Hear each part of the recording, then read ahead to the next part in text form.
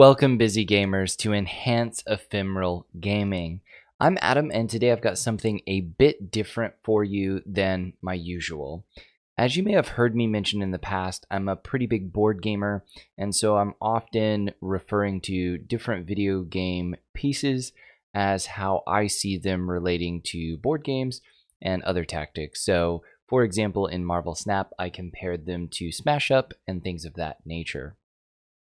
So, I have helped run our local board game community with a great group of friends for a long time now. It's grown a ton in the past few years. We now hold a yearly convention attended by about 1,000 people, and we also have weekly events. But for the same reason I want to help you all with this channel, my time has been very short. I've been less able to participate in a hobby that I love. So for today, I'm going to be suggesting and walking you all through Board Game Arena. I believe this is the best way to try to experience and to play board games online. There are a few others, but none that match their level of automation and the breadth and scope of their games. Now, I do think this fits our ephemeral gaming, not just being a side for me. The gaming does have both very quick and easy games to jump in and out of, things that take less than 5 minutes to things that take up to 3 hours at a time.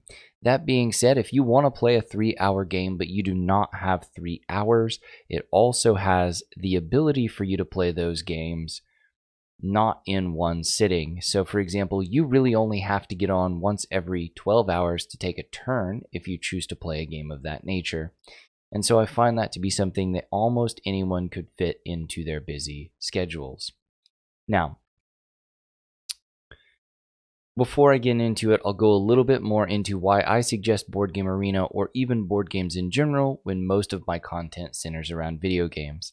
Like I said, board games are just close to me. It's how I've met most of my closest friends. But bias aside, I truly believe that board games do an amazing job at engaging your mind and providing a competitive outlet against other people without needing to have quick reflexes or coordination like you need for many video games that have competitive or multiplayer communities. I would also say that overall the board gaming community is very welcoming, very polite, and open to everyone as they come in, as they learn. In addition, some of the deeper games, so more strategic games, have strong strategic communities that are built around them specifically. And so that means that you definitely have a pool of players that will allow you to get as competitive as you'd like with it, or you can play casually. It just is up to you. Now, there is, of course, the downside that unlike in a video game, there's no tutorial for a board game, and therefore the rules need to be taught or read prior to playing. This does bring me into why I suggest Board Game Arena, though, as it does everything it can to get you playing as quickly and easily as it can. And like I said, once you're ready to play, unlike a traditional board game, you've got the choice of playing live or in a real-time format, or basically as a turn-based game where you're going to receive an email or a ping every time it's your turn, with turns lasting anywhere in between 1 or 12 hours based on your desired play speed. So let's go ahead and dive into the tour, and I'll elaborate as we go. Alright, so let's go ahead and dive into the tour, and I'm going to elaborate a bit as we go. So let's get a few of the less used tabs out of the way quickly. You're going to always start on the Play Now tab up here at the top. And once you've played a few games, in all honesty, that's likely to be where you spend the majority of your time when you're not playing a game. However, we're going to come back to it. We're going to go from the least used tabs to the most used tabs here. The forums are just what they say. They're forums that you can go in and discuss different things about games, ask strategies, go in and talk about bugs, things of that nature if you feel like that's an issue. There's a forum for each and every game that you have here, as well as just some more popular forums. Now, there's also a community tab. The community tab is where you're going to be able to find a player. So if you've played with somebody you really liked and you want to add them as a friend, you can do that. You can also find a group. There are public groups. So you see, for example, I'm in the Oklahoma board game community. This is the board game community I mentioned. We have an online group. We have an online group because that's how we went through COVID in hosting events. That's not perfect, of course, but it does work. I also don't have a very large friend list on here. I just don't really tend to add people, but people that you love to play with the most, you can come in and add here. Now you also have some other options here, reporting bugs and helping translate. This is played in almost every language, and so translations are important, but I don't suggest anyone really going and do that unless they're very passionate about it. Now let's move to the news tab. The news tab is going to basically bring you, like I said, the news. It's going to have all your following tags over here, but it's also going to have basically what are the brand new games coming out. And so, for example, Memoir 44 just came out on the platform. It's one of the most popular war games, and it is now available. As you go down, you just see basically what are announcements of new games coming out or new games that are now in beta versions that you can go and you can test and you can give feedback on whether they work well or not. So we've covered those things pretty quickly. Then let's hop into the meat of it here, the games. So this is a very meaty platform. You can look at just your favorites, games that you have favorited in the past, or you can look at all the games. Now, all the games is going to be brought up into several easy categories, and so we can talk about the filters and things like that here. There's a best for 2 category if you're just looking for a back and forth type of game. Casual games, core gamers. Now, when it says core gamers, I'm not sure I love this as a description. This is typically heavier gamers, deep strategy games that are going to take 2+ hours to play. Solo games, you're not going to be matched up against anyone else, and so these are truly completely on your own time. Available tutorials. This means that there is a playable tutorial that can teach you the game without you having read the rules at all. Short games, there are going to be things under 30 minutes. Family games are going to be things that you might then play with your family at Thanksgiving. It was Thanksgiving today, and so that's kind of on my mind. Party games, things that are played with 10+ people. And then cooperative games, things where you're, again, working towards a central goal instead of competitively trying to get the best score. All of these end up being fairly important because if you come here, you teach yourself a game. This plays exactly like the real board game would, so you could go out, you could purchase this game, and you could teach it to your family. Now, there is this play again category, so you can see some of the things that I have played recently. Most of this is fairly light. I have, like I said, not had a ton of time lately, so I'm just kind of coming through and clicking these. We've got our selection for me, so this is just things that it thinks I should play that I've not played already. It's going to bring up the things that are new, and I like that it brings them up in this nice, like, graphical format, right? It doesn't just show you a picture of the board or anything of that nature. It brings this nice, better look to it, and then it also automates what's happening in the game, for an example. It also has popular games. This is going to be important if you're making sure you're wanting to find a game very, very quickly. You don't want to play one of the more popular games. Now, that isn't to say there aren't a lot of people that use this format and that are online. I would say on average there's about 10,000 people. In the evenings it dips to 6 or 8 depending on what it is. But those are active players truly logged on at any given time. That does not take into account all the people who are taking turn-based games and not live playing. It's also going to bring some featured games out, so it's going to have tutorials and things of that nature on them. You have beta games, which I don't suggest anyone playing that's just new to this. And then again, we've got our short games, casual games, etc. brought out here. Now, I just want to illustrate how many games there actually are on the platform. So you see this all games category at the bottom. You can go over and click view more. It brings this massive grid of games here. Now, all of these games are not created equal. I truly believe there is something for everyone here, but some games are inevitably not as good as others. That's why I say playing the popular games early on before you know what you're doing is probably the right way to do it. But let's go ahead and give you a little bit of an idea about how you can find out more about some of these games, because you might just be picking based on a picture here, and that's not the worst way to do it. But if you're looking to find out what you're going to be getting yourself into, what you should really do is click into the game. So let's click into Ticket to Ride here.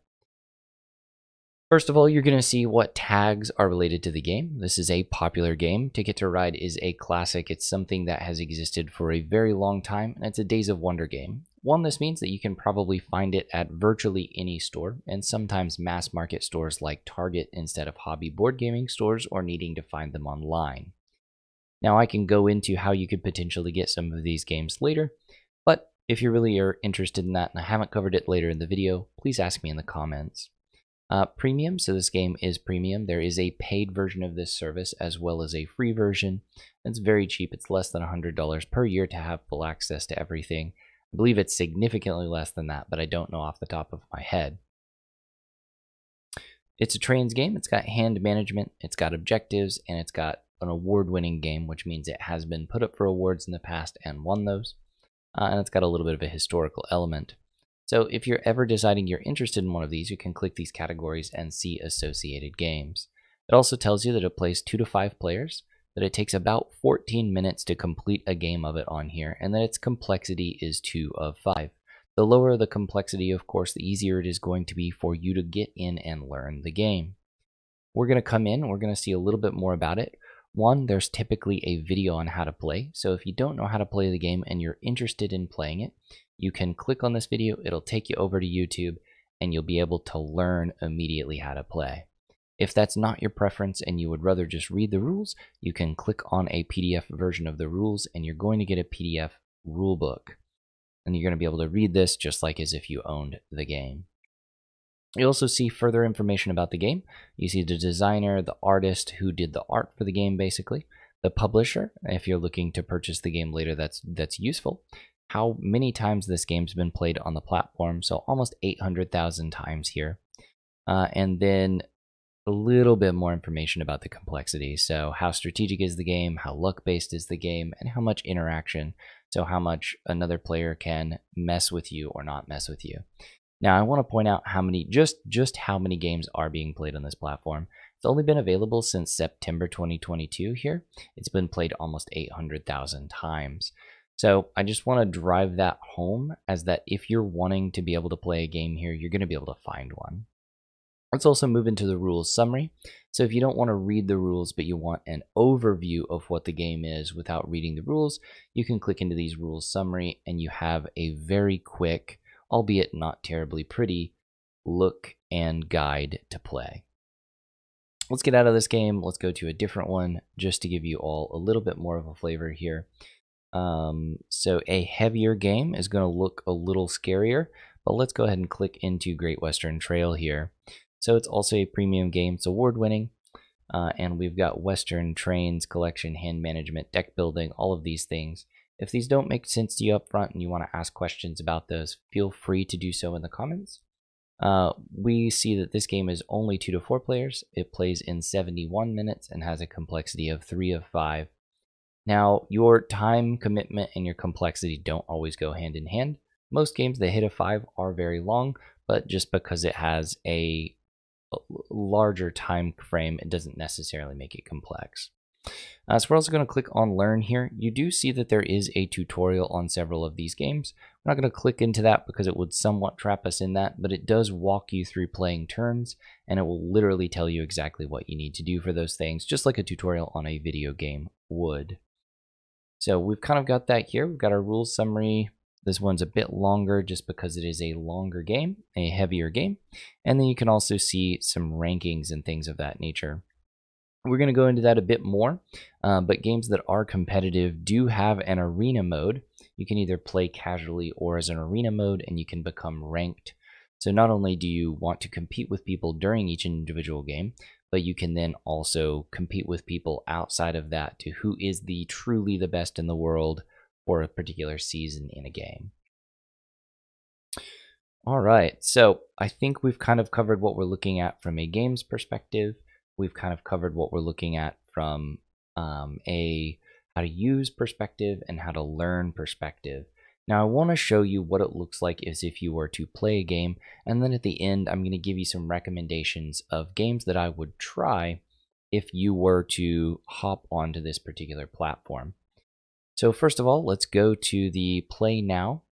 The Play Now is going to give you this, and like I said, this is going to be what you use the most. So first you get to choose, do you want to play a simple game?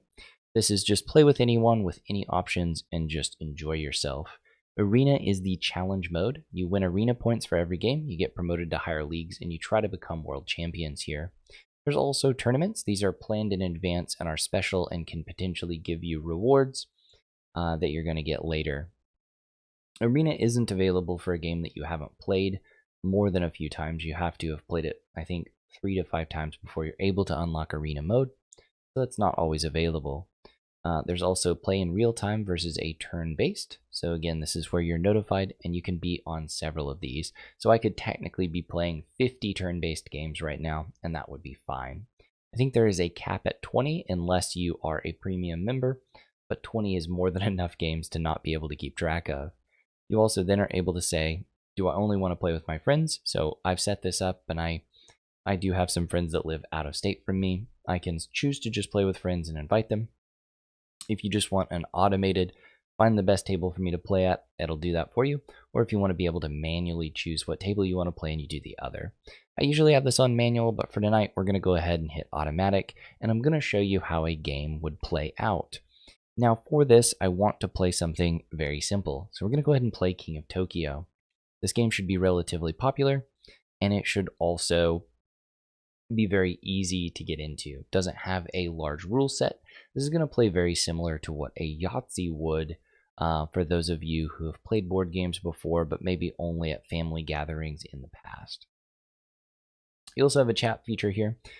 This typically are just people asking for people to play during a more obscure game. It looks like we're actually just going to play a 2-player game of King of Tokyo, which will make this even faster and easier. So first of all, the very first thing we're doing is picking a monster. King of Tokyo is a game in which basically you are pretending to be a Cthulhu-esque monster or a fun little party-esque monster. You're going to be getting power-ups through the game, and you're going to be trying to score points. Now, you can also just attack and or kill the other monster to win. So there are a few ways to play this, and I'll kind of explain that when it's my turn, but you see that our opponent is resolving their turn, and then it is telling us exactly what they're doing over here on the right-hand side.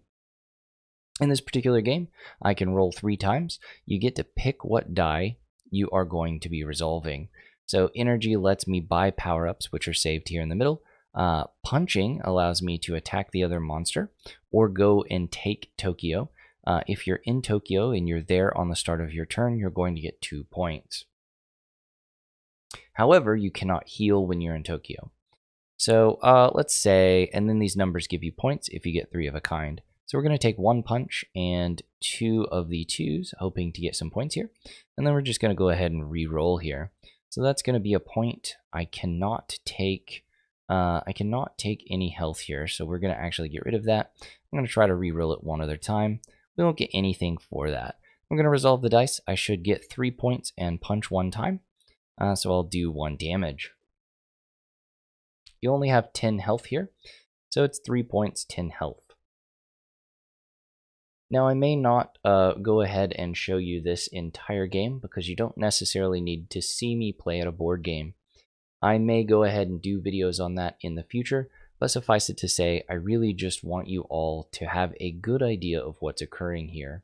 I'm Elturis, and so it's giving me my points. It's giving me my current ELO rating for this game.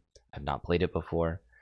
It's giving me how much energy and how much health I have, as well as the same stats for my opponent. Like I said, it gives you the play-by-play over here, so you're always able to go back and review, and it gives you all the information you need to play the game, and everything is very automated. The reason I say this is because a lot of other things that you're seeing that are going to exist online to play board games, right? Those are going to force you to manually do something. So you may have heard of Tabletop Simulator, where you can play board games, and that's great. I have nothing against Tabletop Simulator. I always find it to be interesting and fun, but this does all of the maintenance of playing a board game for me. All right, so we've skipped a little bit of time there. And now what I want to do is make some recommendations on games I think you should try if you were to pick this up. Now, the first game I'm going to pick here, you see I've got it sorted by short games. This is going to be Can't Stop. Can't Stop is a push your luck game, basically in which each of you are rolling your dice until you bust, and you will be trying to advance on this triangular shaped climbing mechanism. Games take less than 10 minutes. It's very easy. You wouldn't even really need to read the rules to play. I'm also going to recommend Railroad Ink. Railroad Ink is a roll and write game in which is basically a puzzle. There's always going to be 3 dice rolled. It's going to tell you what kind of roads and or railroads that you can draw on your player board. You have some goals with how you want those roads and railroads to be drawn, and you're going to get points for the connections you make and being able to make sense out of your board. Everybody plays the exact same dice, draws the exact same things on their player board, and so it's very easy to play, but also very even playing field. Let's think about other easy games here. So I particularly also very much enjoy Draftosaurus. I think this is a very interesting drafting game in which you are drafting different dinosaurs to go into your park. They're going to score based on pairs or uniqueness of types of dinosaur. For example, there's 6 different types of dinosaurs in this particular game, and one of the parts of your player board will give you 1, 3, 5, 7, 10, 12 points based on the different types of dinosaurs. But another one's going to give you points based on having the exact same. So it's basically just trying to maximize your points based on what you get to draft, and it's going to pass around in a circle and who gets to draft what. Both very easy, very quick to do. King of Tokyo, the one that I used for the example, is also a very fun game and very easy to play. It's also going to be one of those that is Yahtzee-like in that there is a fair amount of luck to it. So it just kind of depends on what you're interested in that day. Now, if you're looking for a bit of a heavier game, so we'll go to medium-length games here. If you're looking for a little bit of a heavier game, something you might want to then play with your family, I'm going to recommend Ticket to Ride. It is an incredibly good entry-level game. You're basically just building train routes by drawing and playing color-coded cards. I don't want to get too into detail on each of these games, but it is something that is widespread, wide-loved, and is something that a lot of families will enjoy. I'm also going to recommend Azul. You're basically drafting in this particular game. You're drafting little shards of glass that you're going to make a beautiful stained glass window with. It has pretty wide appeal because the components are very fun to touch, fun to play with, and it's easy for families to kind of understand. So it's a very good holiday type game. Now, I also really like Welcome To. Welcome To is also a roll and write game in which thematically you are building out 3 separate streets of a neighborhood. It's going to be roll and write in the fact that it's going to roll a specific number. Once you've placed a number on your street, it has to then grow upwards or downwards from there. But if I place a 7 and then a 10, I've gotten effectively rid of the 8 and 9 slots. So in the future, if I roll an 8 or 9 and I don't have a slot for them, I cannot play.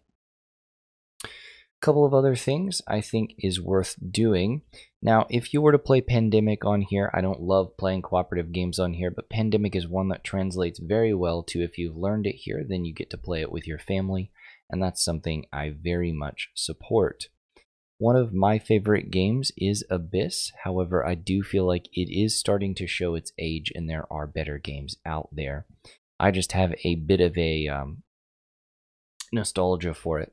Battle Sheep is also incredibly fast.